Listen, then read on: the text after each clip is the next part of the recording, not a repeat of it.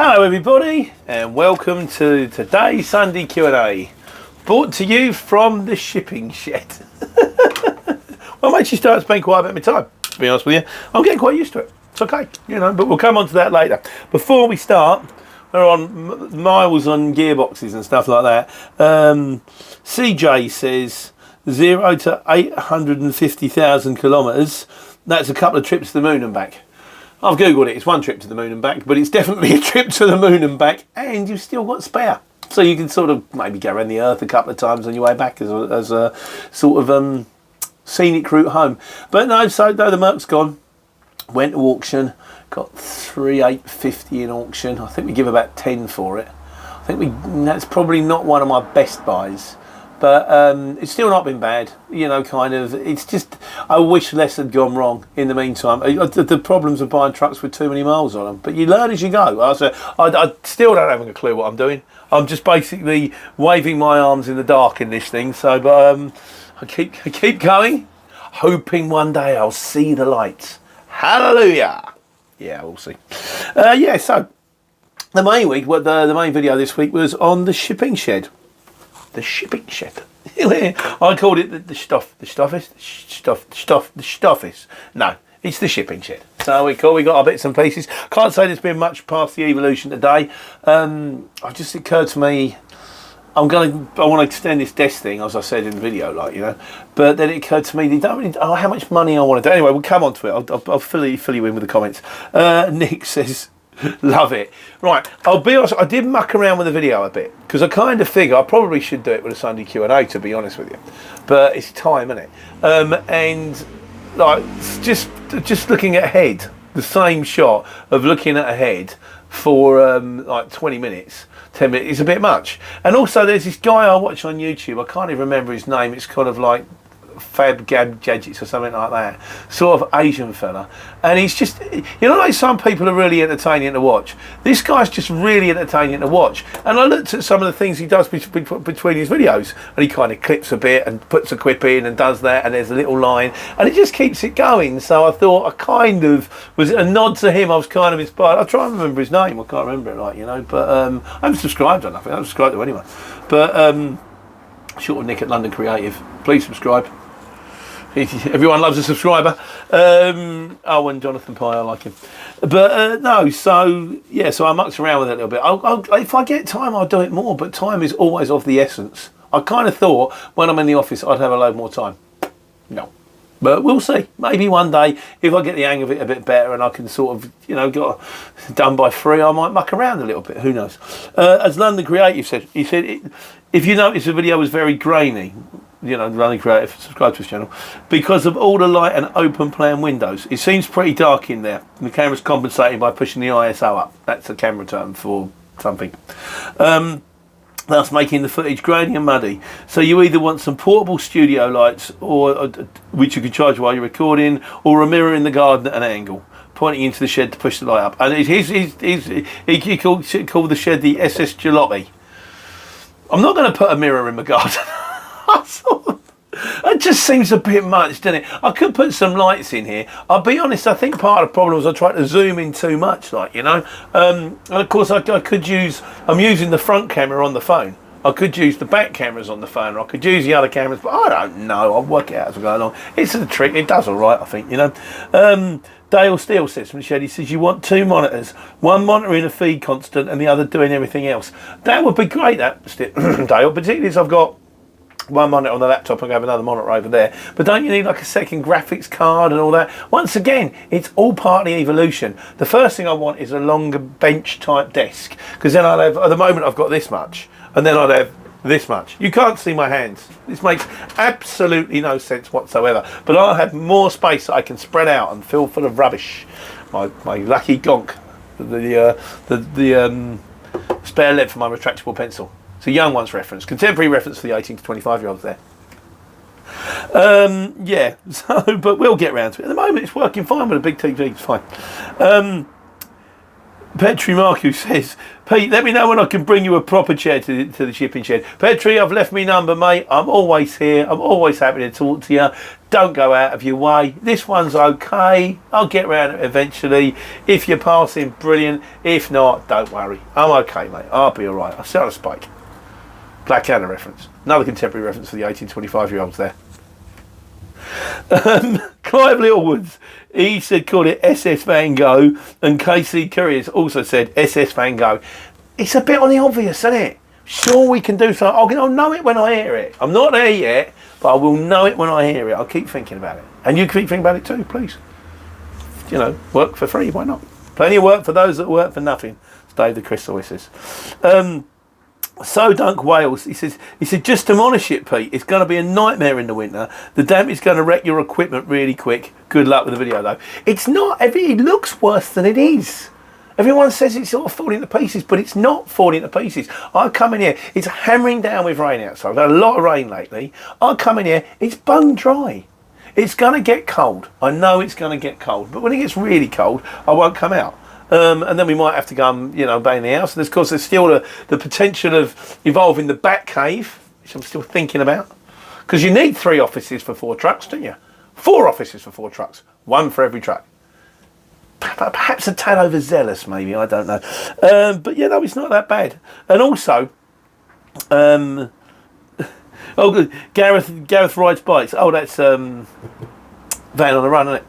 He says, never mind all this. What people want to hear is some Viz joke storylines. On a serious note, Pete, have you considered demolishing it and replacing it with something suitable? It looks like access is good, and maybe investigate a shipping container that has been converted into an office. I thought about that. That could be cool. You can get the old porter cabins. Sometimes you can get a porter cabin. You can put that in because it's got all the electric and everything running around it already. And they're cheap second hand. They start at 10 foot long. If you take someone on one day and you gather room for 2, I guess it would be odd working from inside someone's house full time. Shipping containers can be hidden with fencing and wooden panels and ivy for a natural look. The other thing is because the kid does the interior design thing, didn't she? And so she's had a word with B&Q and gone, do you fancy donating us a shed? We'll build it, we'll make videos about it, we'll plug it and all that thing. They haven't come back to her. She's not that big. She's big-ish. She was on the BBC, but that didn't really go anywhere. But she's up to, I don't know, I don't understand it. I think she's got about as many subscribers as I have. But Insta's different to YouTube, which is different to TikTok and all that kind of stuff. But I don't know. If I get a free shed, I get a free shed. In the meantime, I'm just going to do with what I've got. I'm going to make this work to the cheapest and the best of my ability, and then slowly but surely, if I find I'm using it more and it evolves, or maybe if I get a few quid somewhere, I might invest in a better one. Don't know, we just see. But for now, as my mate Nige says, done is better than perfect. Just get it done. We can perfect it later. And finally, Wayne Rawlins says, loving the Viz comic hardback on the shelf. Used to love them back in the day. This is Roger Melly's Profanosaurus. Like a thesaurus, but Profanosaurus, and it's got various different. I just opened this at random. Various different definitions of things that you might hear about. Like, for example, Gary Glitter. It's Cockney rhyming slang for something. I've just gone past it now. There's various different. Pretty much all of which I can't read on the channel. My favourite one is the Angry Pirate. If you happen to get hold of this book, look up Angry Pirate. It's got 10,000 different definitions. I mean, my mate Nige, who I mentioned earlier, has actually got an entry in there.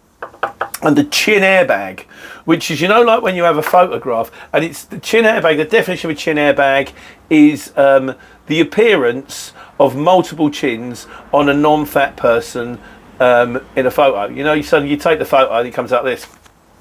I can't really do that because it's applies to a non-fat person, and it's the phrases, oh, it looks like their chin airbag's gone off. So great, it's a great book. And Viz was fantastic. Roger Melly, Sid the Sexist, Buster Gonad. Oh, it was hilarious. I used to love it. I stopped reading it. My favourite Viz comic was the one where the officially not funny anymore, which was about in 1991. And my favourite bit, it said on the front, still only £1.10. The previous month it had been £1. Love it. For absolute genius they were.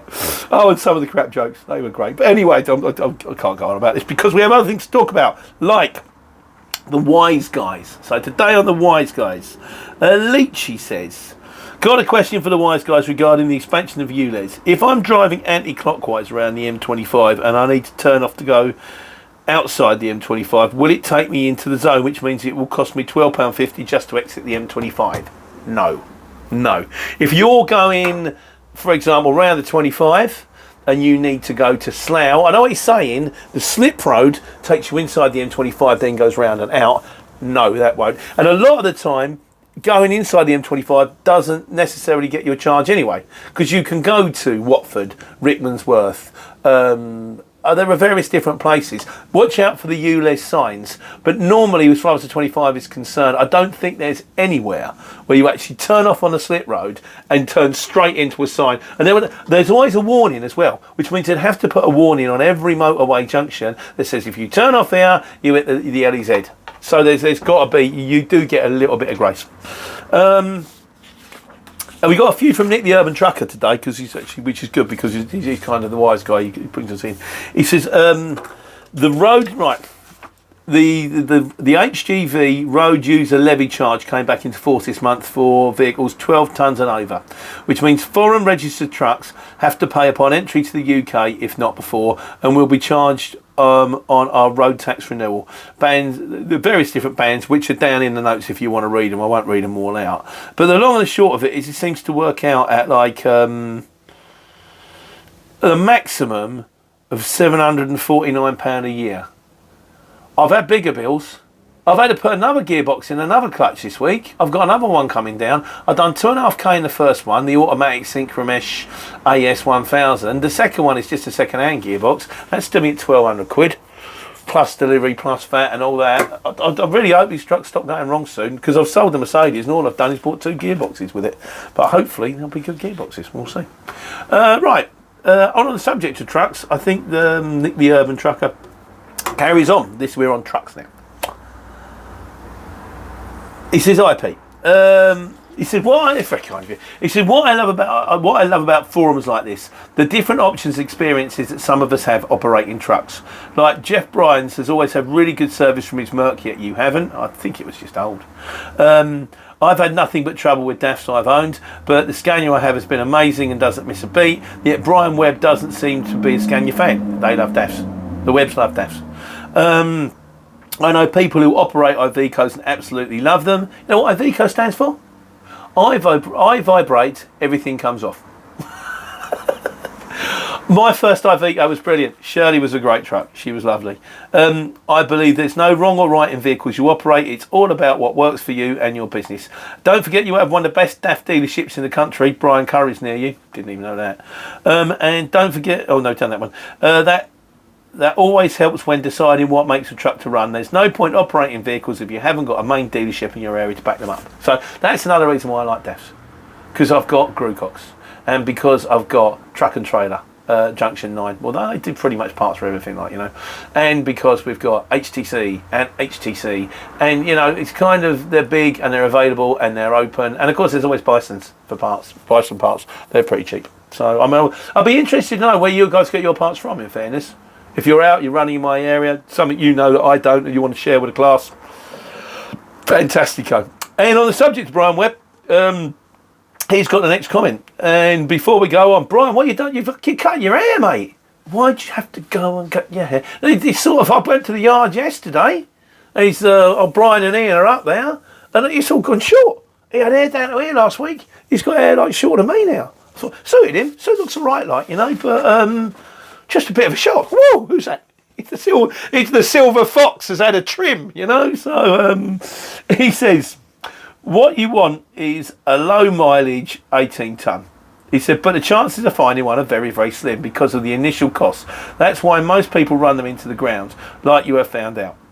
When I started out, there was more choice of makes.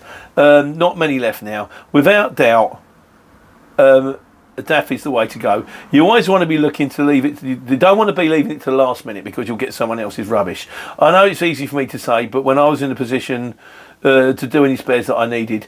When I wasn't in a position to buy any spares I needed, they'd all go wrong for some reason or other.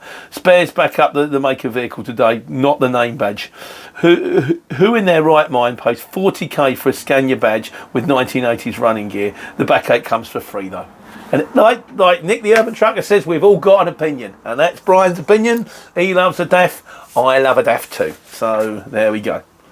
And John Fennell, our man in Ireland, he's put a little comment in. He says, cheers for the shout out. That's right, John. He says, I'm looking for an 18-ton Scania. Nice price. He said, I'm looking at an 18-ton Scania. Nice price. Only 280,000 miles. That's where you want to be. If you can get one where it's ex-fleet, where they chop their trucks every 3 years regardless. I mean, my one, Veronica, was ex-fleet. I think it was ex-3 counties or something like that. And I think it just come up for change. But it hadn't done a lot of miles because it must have done a lot of local drops. So as a result of which, I managed to get a very, very reasonably priced truck for about, I think it was 7k plus. And it had less than 300,000 on the clock. So that's where you want to be. If you go much more than that, and Euro 5 as well, a lot they might have been shopping it because they're going into London or something. But that's where you want to be. If you can get that, that's the way forward. A very reasonably nice price truck where parts are readily available and cheap. No massive computer to go wrong on it, so you're not plugging it in every 2 minutes to work out what the next light on the dashboard is. And and still got plenty of life in it. That's what, I mean, if I could, that's the way I'd always go. He said, I've just, right, so this is Brian again, John again. Curtain side and tuck undertail, very tidy. Just putting my own licence in gear soon. I've already dedicated a mechanic and parking. That's good, you're half the way there. Just waiting on an insurance quote. I'll be applying for my own licence very soon. I've had my class 1 since longer than I care to remember. Don't want Arctic work, but an 18-ton rigid is for me. We'll let you know, and yes, we have to meet soon.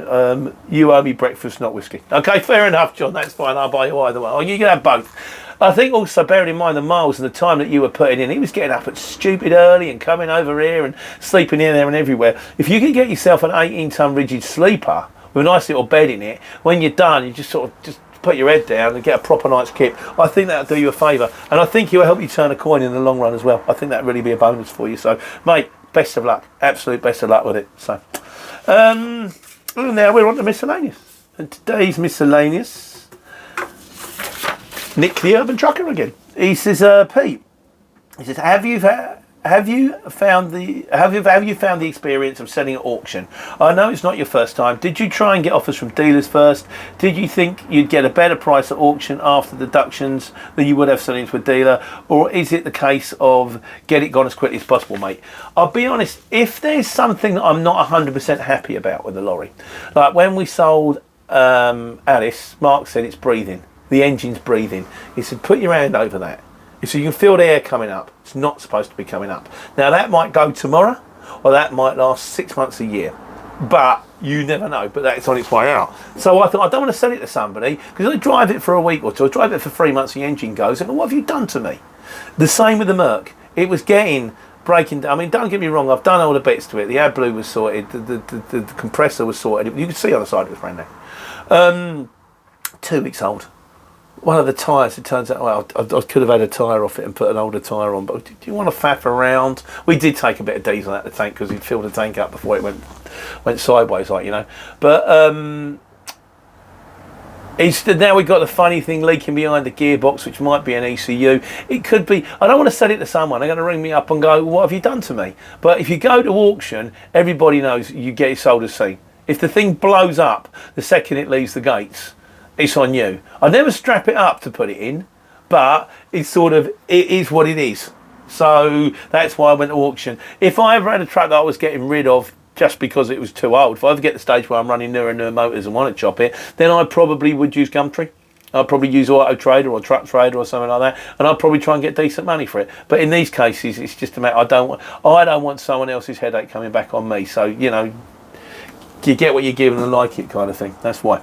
Domain name guy, he says, what does it cost courier to start? Buying a van, insurance, public liability, first months and stuff like that. He says, I'm just curious, as many couriers are struggling to make money as courier prices are getting more competitive and the margins are slim. I've done one on this. I did one on how much it's going to cost you to join the exchange and start, but it's exactly the same as joining as a courier. Just take the exchange bill out, which is now kicking around £2,000 or something like that, I think. Don't know. But yeah, so there is a link up there. But yeah, I think you've got to be looking. Worst case scenario now, you've got to be looking at around about 7, 8. It's got to be. By the time you bought any old van, you could probably do it for 5, but you'd be probably buying yourself a world of pain buying something that's about to collapse and all that kind of stuff. But it's not cheap. I was lucky I had the van to start with because I was on the market. So all I had to do was buy the exchange, change the insurance, and bing bong, there you go. So, Leachy says, I'd love to have a nice new van, but like you, I don't fancy leasing, as you never know the work will dry up. The problem is, if you don't have enough cash to buy one, and you're not sure the bank would lend you 10k, he said, since the LEZ expansion is going to happen, the price of a Euro 6 van has shot up, which hasn't helped. Again, yeah, I think we might have done a new versus old. If we've done a new versus old, I'll link it. If we haven't, I'm not sure. But yeah, you don't have to buy, you can buy a Euro 5 and pay to go in. It's £12.50 to go in, I think. £12.50 or 15, I'm not sure. Round about that area. And you might not go in every day. So if you don't, as long as you don't live inside the zone, if you live in Dunstable, one day you might get a job going into sort of Euston, but they might pay you proper money for it. Put the zone. I always just used to put the zone charge on top. Or one day you might get one going to Derby. In which case, do you need a brand new Euro 6 van if you go to Derby? Might be nice for the people of Derby not to breathe the slightly different fumes that come out of it, which are exactly the same, and it is just a poor person's tax under the guise of ecology. This we know. But yeah, I don't know. I wouldn't bother with a new one. I'll try and find the tidiest van you can within your budget and start from there. And finally, we got a final one from Nick the Urban Trucker. Like I say, put a lot of very sensible comments into. Well, not they're always sensible, just good to know. Like, you know, he said, Pete, do you use vehicle tracking software? It's so cheap now, and it saves you having to call the drivers and then call the customer back when getting ETAs. Especially helpful when the customer say, is your vehicle already on site? Plus, you can use it as evidence for waiting time if the customer wants to argue about paying it. I get a discount on my insurance for having them on my vehicles. Plus, if stolen, I can shut the vehicle down remotely. I have thought about it. Daniel, superhero, ex-transport manager. I'll have to have a new name for you, aren't I, Daniel? Sort of, yeah, he puts someone in his vehicle to the stage. He said that I can actually tell if the driver is sitting there. Say, for example, he's on a bay and they haven't asked for his keys, and he's sitting there and he's idling the engine because he's sort of, you know, just because he said I can turn the engine off. I said, what do you think about diesel? He went, yeah. Seen the price of diesel? Yeah, I'm thinking about diesel. I have thought about it. There is a tracker of sorts on the CX, which up until now has always done the trick for me. So, once again, work in progress. Pete the Clueless. How does that work? Not the Pete the courier driver, Pete the Clueless driver. Still trying to sort of find his way through the dark. Where's the lights? I'm on a swivel chair again. Yeah, well, we'll do a couple that came up on speed awareness. So I noticed a couple of people in the comments. I did one on speed awareness. Fall over Pete. That's a different Pete. That's not me. He said, did all the people on the course look like dastardly criminals? I can drive down the motorway all day and can find more than a handful of drivers who need a speed awareness course, not someone driving at 24 miles per hour. If you ask me, they want us all out of their cars, and this is one way to do it, mate. It just is what it is. Just the thing in life, and it's just painful. You know, kind of, yeah, this kind of, what are you going to do? Loathe it or ignore it, you can't like it. And John Gilchrist says, he said, Pete, you're 100% correct. We're all human and we all make a mistake at some time. And the AI does not allow us to make mistakes. It's money for someone else. Of course it is. All you've got to do is comply. And it's not always that easy to comply, particularly on motorways where they go, it's 60, no, it's 50, no, it's 40, no, it's 60, no, it's 40 again. Make your mind up. What's going on? So that's it. And in conclusion this week, my mate Nigel says, he says, good video, Pete. I'm off to start my kite making business. You can't make kites, mate. I need you to look after my website, Pete the Courier Driver, which has got short stories on it, which I've never read out. Thinking about writing another one. I wrote the books. The problem is I come up with ideas for stuff. I've never got the time to do it. And I fancy getting back to the old short story game again. Might do a few short stories. Might read them out to you. Tales from the Shipping Shed, read by Peter Coath. Hello, everybody. Apparently, someone did say on a comment, and I've lost it somewhere, Tom Hardy did Jack and I. Yeah, I don't think I'm going to get quite the same amount of views, but might do it. You never know. Might do one. See if it flies. Bedtime story for the kids. There we go. Right. Okay, guys and girls. Have a wonderful weekend. Enjoy the sun. Enjoy the British sunshine. Don't forget your umbrella. And then Monday we start again. Taking care and taking money.